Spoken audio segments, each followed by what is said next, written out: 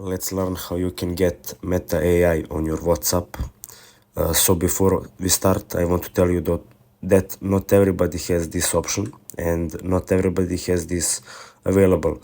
So if it doesn't work for you, it maybe is because this Meta AI hasn't arrived in your country or you didn't update WhatsApp. So now let us start by opening our WhatsApp application. Now you will have to enter and go to chat with someone, and that is how you can activate Meta AI. When you enter the chat, just press on sending a message and write a message. Use this @ sign and write in Meta AI. Now, as you can see, it doesn't appear to me because I still don't have this option because in my country it hasn't arrived yet.